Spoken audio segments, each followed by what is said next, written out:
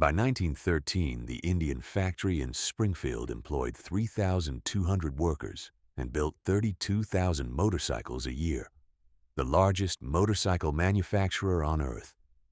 They'd swept the Isle of Man TT, dominated American board track racing at 100 miles an hour, and built machines so durable the dealers had a saying, "You can't wear out an Indian Scout."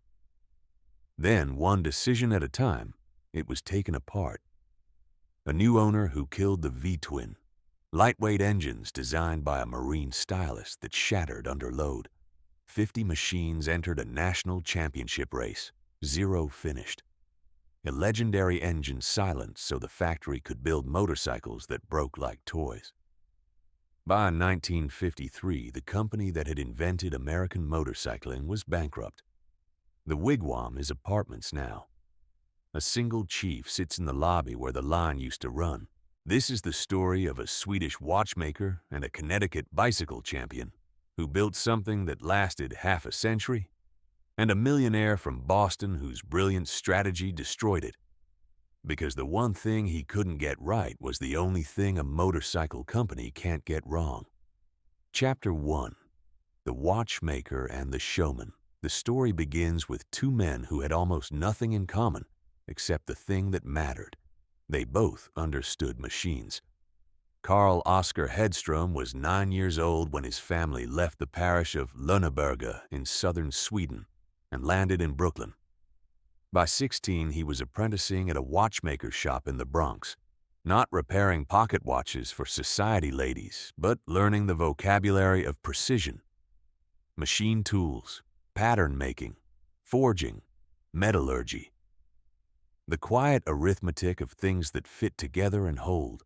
By his 20s, he was building custom racing bicycles lighter and more durable than anything you could buy. And by the late 1890s, he'd moved into something stranger. Motorized tandem pacing bikes. Machines built to ride ahead of bicycle racers and cut the wind for them. His Typhoon Pacers ran modified French engines with a carburetor he designed and patented himself. And they were so much more reliable than anything else on the racing circuit that promoters started booking events around Hedström's willingness to show up. George Mallory Hendy was the opposite animal. Born in 1866 in Watertown, Connecticut, Hendy was a showman and a competitor who taught himself to ride a penny-farthing bicycle at 15 and became a sensation. Between 1882 and 1886, he won the United States National Amateur High Wheel Championship. His career record across the bicycle racing circuit was staggering. 302 victories in 309 races entered. In 1886, he set a world mile record of 2 minutes and 27 seconds on a dirt half-mile track, a mark that stood for 6 years. When he retired from racing, he didn't leave the bicycle world. He became the bicycle world. By 1898, he'd incorporated the Hendy Manufacturing Company on Worthington Street in Springfield, Massachusetts, producing bicycles under a brand name he'd chosen for one reason. It was unmistakably American. He called them Indian. By 1900, Hendy was selling 4,000 bicycles a year. But he wanted something else, a motorized bicycle he could mass produce. He needed an engineer. He needed someone who could make an engine that wouldn't shake itself apart after 20 miles. He needed Hedström. The exact circumstances of their meeting are disputed. The popular version places it at Madison Square Garden in January 1900, where Hendy watched one of Hedström's Typhoon Pacers in action and recognized its commercial potential. Historian Ken Aiken argues this is speculative. Both men moved in overlapping bicycle racing circles and could have crossed paths any time between 1895 and 1901. What's undisputed is that by January 1901, they'd signed a partnership agreement. Hendy told Hedström his dream, a motorized bicycle for the American public. Hedström said he'd build the prototype. They leased Hedström's former shop at the Worcester Cycle Manufacturing Company in Middletown, Connecticut, $1 a day power and tools included. In February, Hedstrom went to work. By May 25th, it was done. A diamond-framed single-cylinder machine producing roughly 1¾ horsepower with an all-chain drive. A genuine innovation when every competitor relied on leather belts that slipped and snapped. And Hedstrom's own concentric carburetor. The motorcycle market in 1901 barely existed. A handful of scattered tinkerers, Orient, E.R., Thomas, the Marsh Brothers, Glenn Curtis, were building machines in small shops. Nobody was mass-producing anything. Hedstrom's machine was different. It was refined. And it worked. Chapter 2. Power to Spare. On June 1st, 1901, at noon, on Cross Street in Springfield, somewhere between 400 and 500 people gathered to watch Carl Hedstrom ride a motorized bicycle up a 19% grade of loose gravel. The machine climbed the hill, as one reporter put it, with power to spare. It was the first public demonstration of what would become the Indian motorcycle, spelled motocycle, without the R, a quirk the company kept for its entire life. Production that first year was 3 machines. In 1902, Indian sold 143 motorcycles to the public. Then 244 in 1903. Over 500 in 1904. The year the trademark Indian Red debuted, the color that would become as recognizable as the war bonnet on the fuel tank. By 1905, they were approaching 1,000 units. Growth didn't just continue, it compounded. Springfield in 1901 was the right place for this. The city was a precision manufacturing powerhouse, a kind of Silicon Valley of the Industrial Revolution, where the Springfield Armory, founded by George Washington in 1777, had trained generations of machinists whose skills radiated outward into dozens of private firms. Smith & Wesson built world-leading firearms there. The Duryea brothers had assembled America's first gasoline automobile in the very same Stacy building on Taylor Street, where Hendy had once made his Silver King bicycles. The Connecticut River Valley offered something no business plan could manufacture: a deep, multi-generational pool of workers who understood tolerances measured in thousandths of an inch. Indian's engines were initially built under license by the Aurora Automatic Machinery Company of Aurora, Illinois, a relationship that would later bite when Aurora began selling Hedstrom-designed engines to third parties and eventually produced its own Thor motorcycles. But by 1907, Indian was building its own engines and had introduced its first street-legal V-twin, the engine configuration that would define American motorcycling for the next century. And then they went to the Isle of Man, and everything changed. Chapter 3. The Island and the Murder Dromes, Monday, July 3, 1911. The Isle of Man Tourist Trophy, the most dangerous motorcycle race on Earth, run for the first time that year on the Schneefell Mountain Course. 5 laps of 37 miles each, roughly 187 miles total, through stone-walled villages and mountain switchbacks. The British dominated motorcycle racing the way the British dominated everything with engines in 1911. No foreign manufacturer had ever won the TT. Most British competitors ran leather belt drives and stirrup brakes borrowed from bicycles.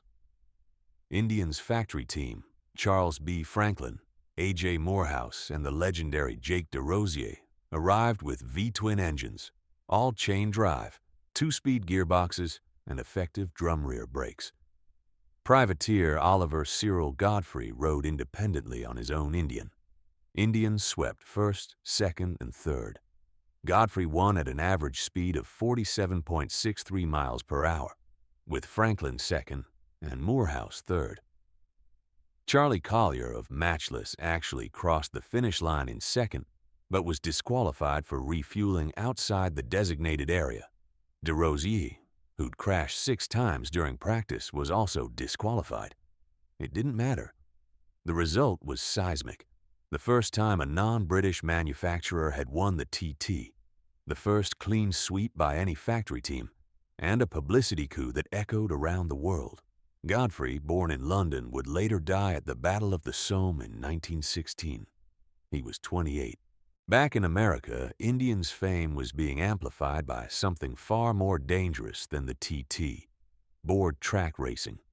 The tracks were steeply banked wooden ovals constructed from rough-cut 2x4 lumber, banked up to 60 degrees on the outside. Motorcycles routinely exceeded 100 miles per hour on these oil-soaked surfaces. They had no brakes. Riders wore leather helmets, wool sweaters, and running shoes, racing inches apart at speeds that turned any mistake into a fatality. Spectators sat above the track lip, separated from the machines by nothing more than a couple of 2x4s nailed between fragile posts. The spectacle drew crowds of 8,000 to 80,000, the latter at Speedway Park, Chicago in 1915. Top racers earned $20,000 a year, roughly $500,000 in today's money. Jake DeRosier was the king of those boards. Canadian-born, French-Jewish heritage, he'd won an estimated 900 races on dirt and wood. He set the outright speed record at Brooklands in August 1911, 88.77 miles per hour, and won the first motorized competition ever held at Indianapolis Motor Speedway in August 1909. His body told the story of the sport. Left leg broken 3 times, forearm broken once, one rib surgically removed, skull fractured, and artery severed. After a bitter dispute with George Hendy, he was fired and signed with Excelsior. On March 12, 1912, he sustained career-ending injuries in a match race with Charles "Fearless" Balk at the Los Angeles Motordrome. He died on February 25, 1913. He was 33 years old. Indian ordered flags at half-mast and ceased production for 5 minutes as his funeral procession passed the factory. He's buried at St. Michael's Cemetery on State Street in Springfield, nearly in the shadow of the building where the motorcycles he'd made famous were still being assembled. The board tracks earned a name. The press called them murder-dromes. On September 8, 1912, at Newark, New Jersey, Eddie Texas Cyclone Hasha lost control of his Indian at approximately 92 miles per hour and crashed into the crowd, killing himself, another racer, and at least 4 spectators. A 1913 fire at Ludlow, Kentucky, killed 8.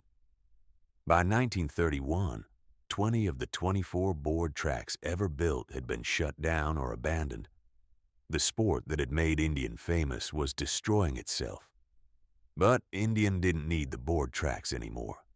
By 1913, the Springfield factory was producing 32,000 motorcycles a year, the largest motorcycle manufacturer on Earth, commanding more than 40% of the American market against over 20 competitors. Irwin Cannonball Baker cemented Indian's long-distance legend when he rode an Indian from San Diego to New York in 11 days, 12 hours, and 10 minutes in May 1914, shattering the previous record by nearly 9 days. He never had a written contract with Indian. A handshake with George Hendy was enough. Baker went on to make 143 endurance record attempts, ride more than 5 million miles, and become NASCAR's first commissioner at its 1947 founding. Indian wasn't just winning races. It was building the mythology of the American motorcycle. Speed, endurance, distance, danger. Every record, every board track victory, every cross-country run fed the legend. And the legend sold machines. Chapter 4. The Wigwam. The factory they called the Wigwam sat on a triangular parcel between State Street and Wilbraham Road in Springfield, centered on a building originally constructed in 1883 for the Bullard Repeating Arms Company. George Hendy had expanded it into a modern pre-stressed concrete facility of roughly 400,000 square feet. The company later advertised 12 acres of floor space spread across 35 departments. Its industrial windows ran 20 feet tall down the full length of the building, flooding the production floor with natural light that shifted from cold blue in the early morning to warm amber by the afternoon shift change. At peak, 3,200 workers passed through those gates, making Indian the largest employer in Springfield. The branding was total. The factory was the Wigwam. Executives were chiefs. The war bonnet adorned every fuel tank. A secondary facility called Hendyville occupied 10 acres on Hendy Street in East Springfield. The Indian name wasn't just a brand. It was a world. Inside, the Wigwam operated on the old piecework system, not the Ford assembly line. Workers machined individual parts or built subassemblies, gearbox, frame, engine, that were then combined for final assembly. National Archives photographs from 1918 show punch presses stamping clutch plates, the captions reading, "The din of Odin's hammer," a very noisy place to work. Workers in shop coats and waistcoats, rows of bicycles parked beneath the shipping platform. The workers' own rides, crated motorcycles packed in wood shavings, ready for the rail cars. One historian noted the enormous gap between Ford's state-of-the-art Highland Park plant and the world's largest motorcycle maker. Indian was building 20th century machines with 19th century methods. But those methods, in the hands of Springfield's precision-trained workforce, produced something no assembly line could replicate. Each Indian left the factory with the fingerprints of the people who built it. The machines that defined the brand all came in rapid succession. The Power Plus arrived in 1916, designed by Charles Gustafson, whom Indian had recruited from Reading Standard. Its 61 cubic inch flathead V-twin, quieter, cheaper to manufacture than Hedstrom's earlier overhead valve designs, produced roughly 18 horsepower and set the template for the next 3 decades. Then came Charles B. Franklin's masterworks. Franklin was born October 13, 1880, in Dublin. He'd raced in every Isle of Man TT from 1908 to 1914, set world records at Brooklands, becoming the first man to cover 300 miles in 300 minutes in 1912, and joined Indian's design department in late 1916. He was the first Indian designer with formal engineering qualifications, holding a degree in electrical engineering from St. Andrew's College in Dublin. He was intensely private and never discussed Indian engineering matters with outsiders. He was also, by any measure, one of the most gifted motorcycle engineers who ever lived. His Indian Scout debuted in October 1919 as a 1920 model, a 37 cubic inch V-twin with a revolutionary helical gear primary drive, the only American V-twin to use this maintenance-free system, that made it lighter, lower, and more agile than anything on the market. The Scout saved Indian during the brutal 1920 to 21 industry downturn, when lesser companies simply vanished. His Indian Chief followed in 1922, a larger 61 cubic inch machine, expanded to 74 cubic inches by 1923. That became the flagship. And then in 1928, his masterpiece, the 101 Scout, with a longer wheelbase, a lower seat, and a frame geometry so graceful that many enthusiasts still consider it the greatest production motorcycle ever made. Decades later, a New Zealander named Bert Munro would take a modified 1920 Scout to the Bonneville Salt Flats and clock 184 miles per hour. The bones Franklin drew held up at speeds he never could have imagined. Springfield's workforce was overwhelmingly immigrant European, Swedish, Italian, Polish, Greek, French, Canadian.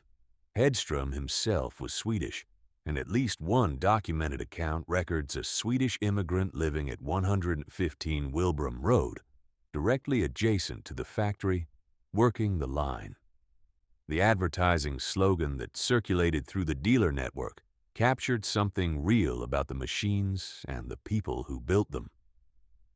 You can't wear out an Indian Scout, or its brother, the Indian Chief. They're built like rocks to stand hard knocks.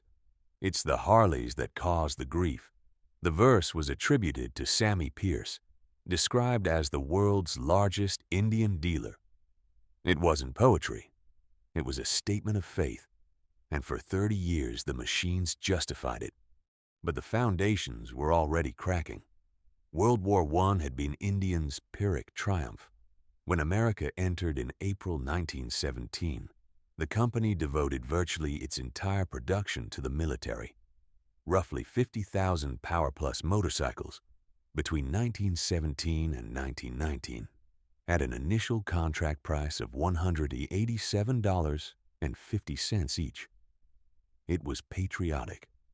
It was profitable in the short term, and it starved the dealer network of civilian product for 3 full years. Dealers left with nothing to sell defected to competitors. Harley-Davidson, founded 2 years after Indian in 1903, Long, the smaller company, played it smarter. They continued some civilian production, kept their dealers stocked, and maintained the relationships that moved motorcycles off showroom floors. By 1920, Harley-Davidson had surpassed Indian as the world's largest motorcycle manufacturer. Indian never recaptured the lead. Both founders were gone by then. Hedstrom had resigned on March 24, 1913, citing disagreements over what he called dubious practices to inflate the company's stock values. Hendy retired in 1916 after clashes with the board. One historian's verdict was blunt. After both departed, the board no longer contained any motorcycle enthusiasts, only businessmen. Chapter 5. The Summit Before the Fall. What saved Indian for a time was a DuPont. Eleuthère Paul DuPont came from the dynasty behind the world's third-largest chemical company. His brother Francis had invested $300,000 in Indian stock in 1923, and by 1930, with the Depression crushing the motorcycle market, the family risked losing everything. DuPont merged his own DuPont Motors company with Indian and took over as president. He was genuinely both enthusiast and businessman, a lifelong motorcyclist who'd built his first motorized bicycle as a teenager, personally road-tested every model, and later called the experimental Model 841 military bike my favorite motorcycle. DuPont leveraged his family's paint connections to offer 24 color options by 1934. He hired former DuPont Motors stylist Briggs Weaver to create the iconic streamlined skirted fenders, the Art Deco flourish that became Indian's visual signature. Those chrome wings that made a Chief look like it was moving, even standing still. He installed Loring Joe Hoseley to manage daily operations and purge the corruption left behind by prior management. Under DuPont, Indian pivoted from utilitarian workhorse to leisure machine. Ed Kretz won the first Daytona 200 in 1937 on a race-prepped Sport Scout. By 1938 and 39, the company was earning what one historian called unprecedented profits. Production numbers climbed. 6,037 in 1937, building toward 10,431 by 1940. The numbers looked strong. The brand looked iconic. The skirted fenders, the Indian red paint, the war bonnet on the tank. It all added up to something that felt permanent. It wasn't. Charles Franklin, the man who designed the Scout, the Chief, the 101, the engineering soul of the company, had died of bowel cancer on October 19, 1932. He was 52. He was intensely private, had never trained a successor, and much of Indian's institutional design knowledge died with him. The Wigwam's equipment was aging. By the time war came again, the plant was operating at roughly 5% of capacity, with much of its machinery sold off during the Depression, and what remained growing obsolete. World War II repeated the pattern of the First War, with even more damaging consequences. Indian produced approximately 38,000 military motorcycles, primarily the Model 741, a 500 cubic centimeters flathead fast twin shipped mostly to Allied forces under Lend-Lease.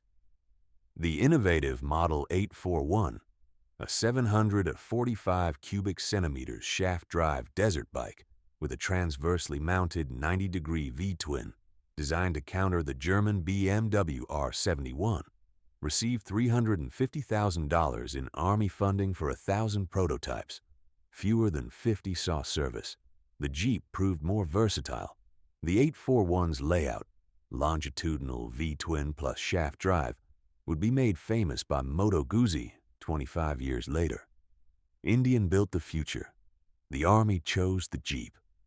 Harley-Davidson produced roughly 90,000 military motorcycles, more than double Indian's output. And when the Army told both companies to cancel civilian production, Indian complied fully. Harley refused. By one account, they let the War Department know they could, as the saying went, go pound sand, and continued making civilian machines throughout the war. This preserved Harley's dealer network and its hold on the American rider. Indian emerged from the war with an aging factory, worn-out tooling, no civilian motorcycles in production, a weakened dealer network, and superficially healthy finances that made the company look like an opportunity. George Hendy died on June 13, 1943 at 76 at his retirement estate in Suffield, Connecticut, where he'd spent his final years raising prize Guernsey cattle. DuPont's health was failing. Production in 1945 was just 2,070 units. The company that had once built 32,000 motorcycles a year, that had swept the Isle of Man, that had employed 3,200 workers in the largest motorcycle factory on Earth, was selling barely 2,000 Chiefs annually against Harley-Davidson's 10,000 plus. In 1945, a consortium led by a 35-year-old millionaire industrialist named Ralph Burton Rogers purchased a controlling interest. On November 1st, DuPont formally handed over operations. He died 5 years later, at 63. The Indian he'd saved was about to be destroyed, not by a fool, but by a visionary who was right about everything except the one thing that mattered most. Chapter 6. The Man from Boston. Ralph Burton Rogers was not a motorcycle man. He was something more dangerous, a man who understood markets. Born November 30th, 1909 in Boston, Rogers had been working since he was 10. His father's financial reverses put him on a paper route, then selling papers on streetcars, then into an office at $10 a week while attending Northeastern University Law School at night. By his mid-30s, he was president of Cummins Diesel Engine Company of New York and had run or invested in half a dozen industrial firms: Hill Diesel, Rogers Diesel and Aircraft Corporation, Ideal Power Lawn Mower, Armstrong Rubber Export. He'd survived rheumatic fever in 1942, often fatal in that era, emerging with a weakened heart and an appetite for transformative risk. He was 35 years old when he took control of Indian. Ed Youngblood of Cycle World described him as a young, successful, millionaire industrialist, not a grizzled motorcycle man saddled by antiquated ideas. And Rogers's diagnosis of Indian's condition was accurate to the point of brutality. The numbers. Indian was selling barely 2,000 Chiefs per year against Harley's 10,000 plus. The Wigwam's 400,000 square feet operated at 5% capacity. The company was down to roughly 400 American dealers, each selling on average fewer than 5 motorcycles per year. In 1946, the United States imported 9,064 motorcycles, of which 8,596 were British. Triumph, BSA, Norton, lighter, sportier machines that returning GIS eagerly purchased after riding fast European bikes through the war. Indian sold only 2,800 Chiefs that year. The heavyweight American V-twin, Rogers concluded, was a dying animal. The future belonged to something lighter, faster, more accessible. He believed Indian must either meet the foreign challenge or go under. He wasn't wrong about the diagnosis. He wasn't wrong about the market. He wasn't even wrong about the future. A decade later, Honda would prove every one of his instincts correct. What Rogers got wrong was the distance between a brilliant strategy and a working motorcycle. Chapter 7. The Gospel of Lightweight. Rogers didn't just want to save Indian. He wanted to reinvent American motorcycling itself. In 1945, he purchased the Torque Manufacturing Company of Plainfield, Connecticut, a small firm founded by Dutch immigrant brothers Ernest and John Stockvis, primarily to acquire the engine designs and talents of G. Briggs Weaver. Weaver was Indian's former chief stylist, the Rhode Island School of Design graduate who designed DuPont automobiles and created the iconic Art Deco skirted fenders that made a chief look like rolling sculpture. DuPont had trusted him. Rogers trusted him more. He made Weaver the chief engineer of what he called the Dyna-Torque program, the total replacement of Indian's V-twin lineup with modern lightweight overhead valve singles and vertical twins that could compete head-to-head with the British. It was the wrong job for the wrong man. Weaver was a stylist, brilliant with sheet metal, gifted at making machines beautiful. But he was, as one historian put it, a marine engineer at heart, accustomed to slow-revving marine engines where high stress factors were not involved. His designs, elegant on paper, were not up to the task of high revs and high operating temperatures. The engines that would carry Indian's future were being drawn by a man whose instincts had been trained in an entirely different discipline. The tiny main bearings, the lightweight cases, the tolerances that worked fine in a slow-turning marine application. None of it was suited to a motorcycle engine screaming at 7,000 RPM on a hot July afternoon. When Edward Turner, the genius who designed the Triumph Speed Twin, the very machine Rogers was trying to compete with, was shown drawings of Indian's new vertical twin, he said the design looked good, but it was much too light to hold together. He specifically flagged the main bearings. His warning was ignored.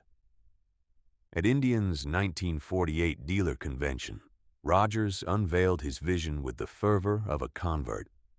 He described motorcycling as a family activity, envisioning successful young fathers buying twin-cylinder Scouts for themselves and single-cylinder Arrows for their wives and teenage children. He promised massive advertising in mainstream publications. Life magazine. Sales to this new market, he told the assembled dealers, would be greater than anyone in the American motorcycle industry had ever imagined. The promotional materials depicted business-suited men, families, young mothers riding Indians, comparing motorcycling to squeaky clean activities like tennis and skiing. Hollywood star Jane Russell talked about safe motorcycling on her new Dyna-Torque machine. Actor Alan Ladd was publicized as a proud Indian owner. Heisman Trophy winner Johnny Lujack and sports broadcaster Bill Stern gave endorsements. Rogers was painting a picture of America's future that was, in almost every respect, prophetically accurate. He saw the suburbs. He saw the disposable income. He saw the returning GIs looking for recreation. He saw that the American motorcycle industry would either expand beyond its narrow base of hardcore enthusiasts or slowly die. Everything he said at that dealer convention, every word, would be validated by history. But history also requires that the product work. Chapter 8. 50 machines, 0 finishers. The 3 new models launched in sequence and each one failed. The Indian Arrow, model 149, arrived in September 1948. A 220 cubic centimeters overhead valve single, producing about 10 horsepower, weighing just 220 pounds, with a 4-speed foot-shift transmission. On paper, a technically competent small motorcycle. In practice, a collection of parts waiting to come apart. The new Indian Scout, Model 249, emphatically not the legendary V-twin Scout, was a 440 cubic centimeters overhead valve vertical twin, essentially a doubled-up Arrow. At 275 pounds, it was half the weight of a Chief. The Indian Warrior, Model 250, introduced in 1950, bored the Scout's engine out to 500 cubic centimeters, producing 29 horsepower and a claimed top speed of 90 miles per hour. All three were designed under Weaver's direction, with engineering contributions from A.R.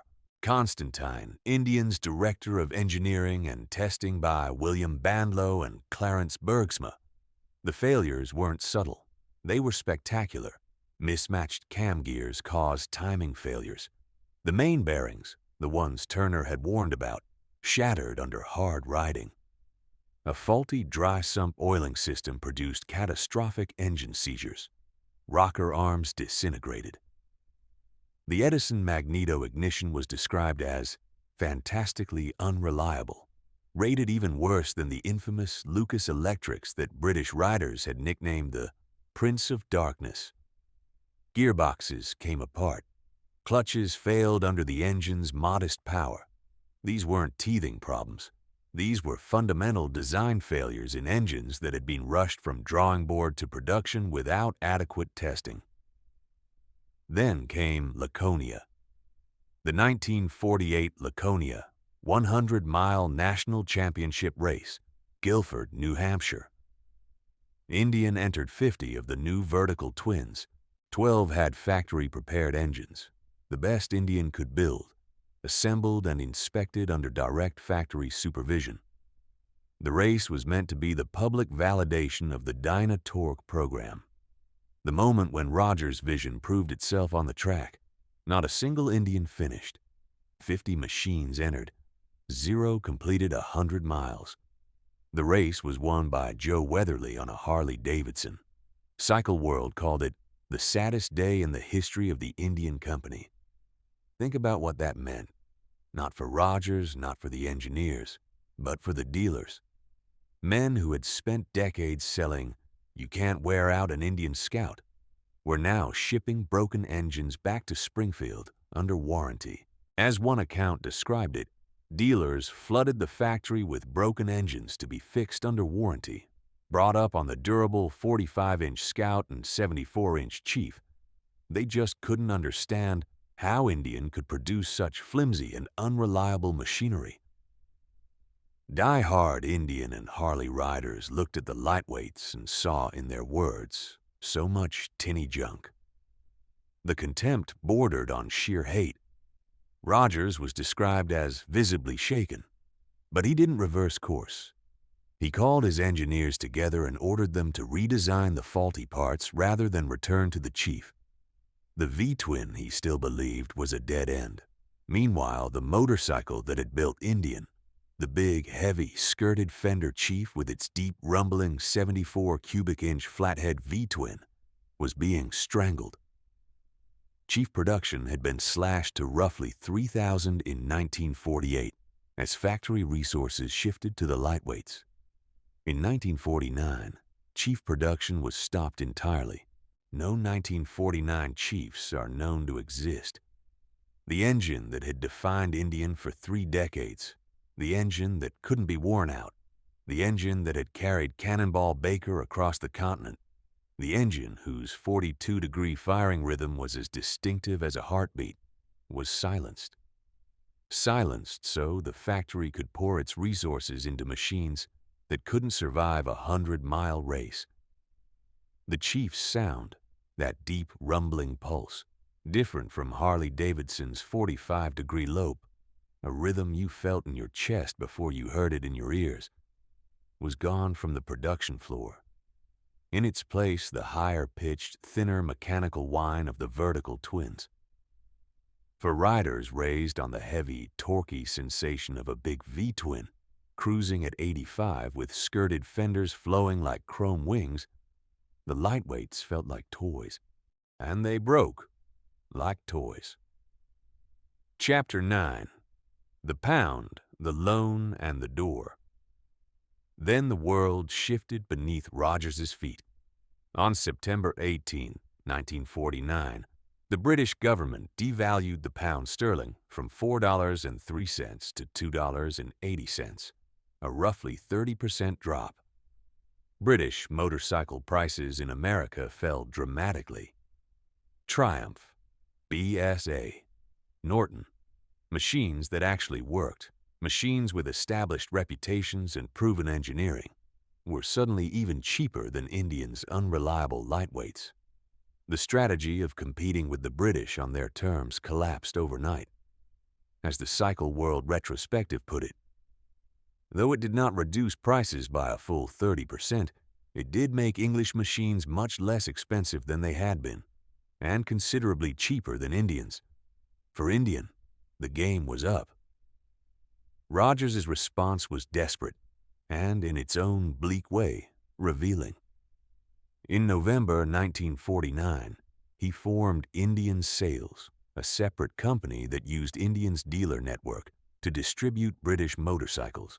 AJS, Douglas, Enfield, Excelsior, Matchless, Norton, Vincent, even Reliant three-wheeled trucks. The company that had swept the Isle of Man TT was now importing British motorcycles because it couldn't build reliable ones itself. Business Week observed that, in the back of Indian's mind, of course, is the thought that sooner or later, the gap between British and American prices will close.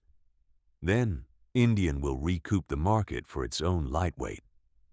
Cycle World's historian called this whistling in the dark.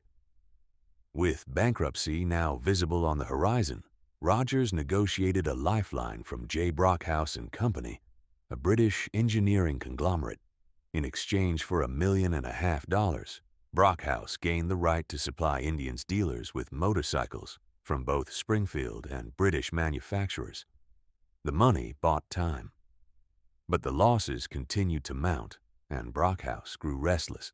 They became unhappy with the continued losses and started a campaign to force Rogers out. One account states that Brockhouse's emissary went to Indian's creditors and systematically damaged Rogers's reputation, cutting off further financing. Rogers had already invested enormous sums of his own money. In January 1950, Rogers resigned under pressure. He had been Indian's president for barely 4 years. He left for Texas, purchased a 50% interest in Texas Lightweight Aggregate Company, built it into Texas Industries, a Fortune 500 cement company with assets exceeding $800 million. Co-founded Chaparral Steel.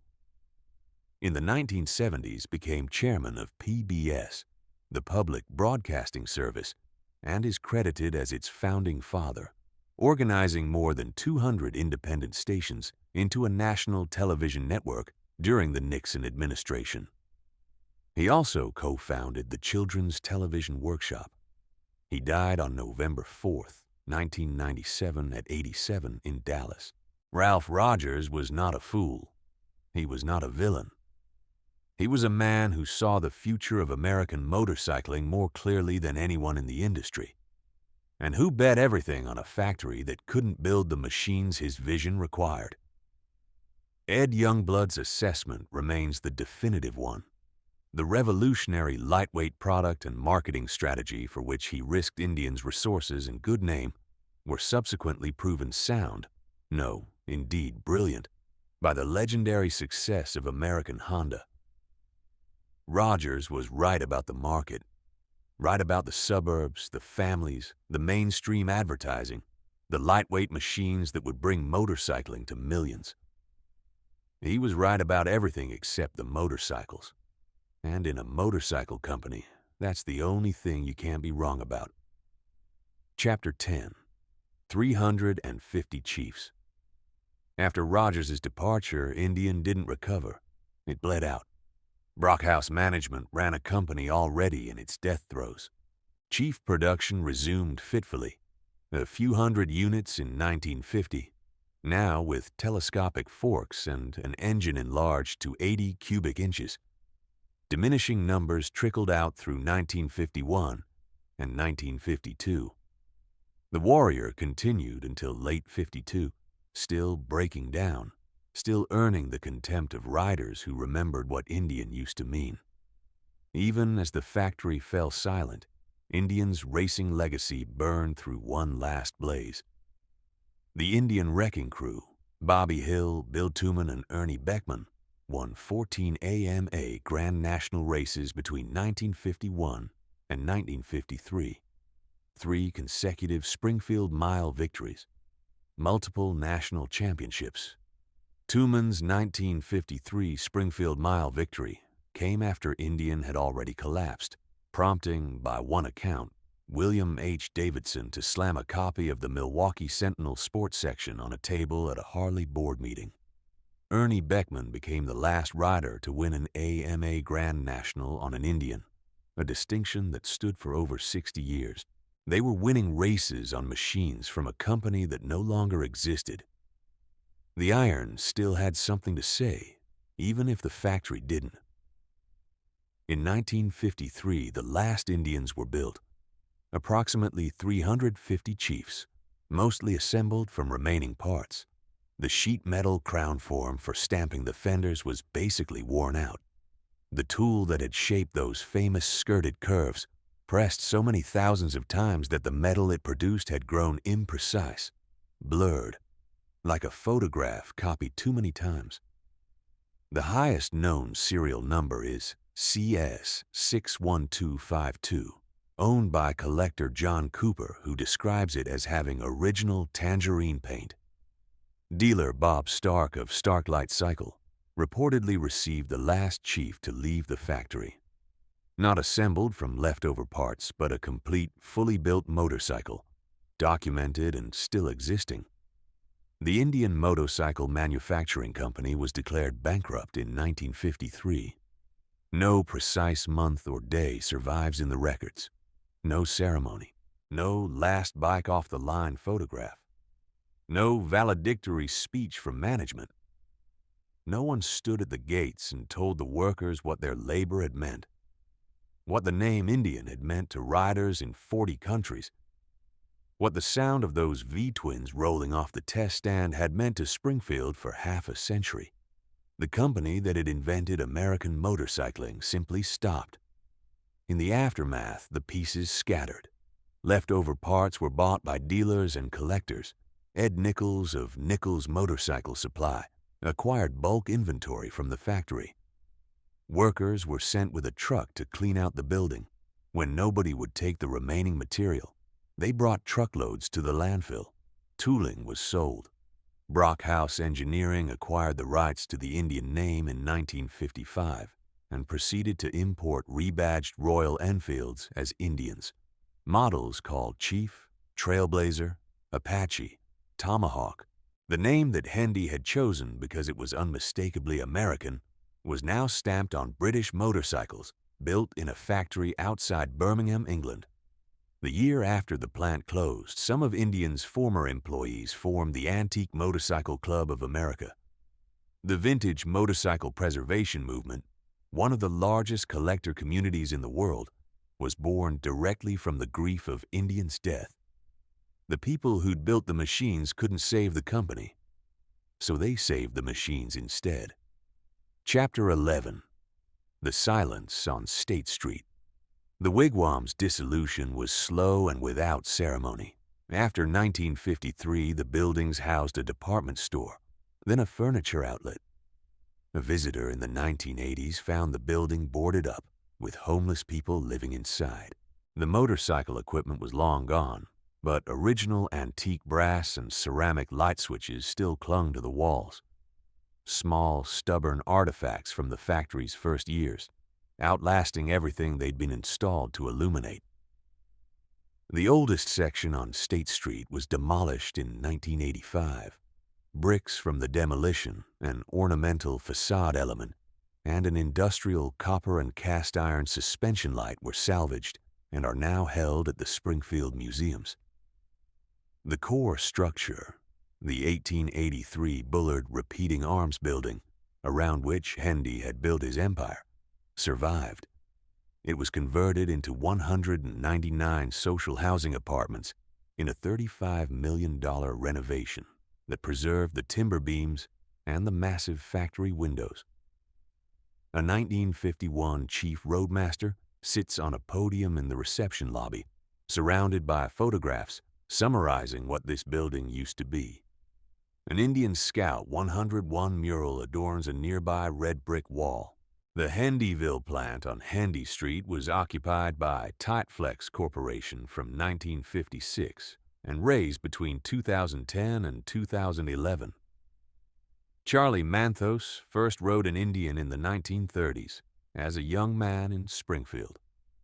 He and his wife Esther opened a private museum at 33 Handy Street in 1974.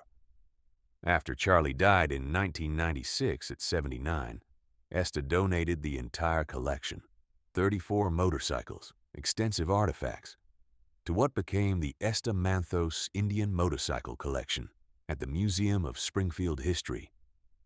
Key pieces include a 1904 Blue Indian designed and owned by Hedstrom himself, a 1912 Stanley Cornell board track racer with original racing tires, and a 1929 101 Scout.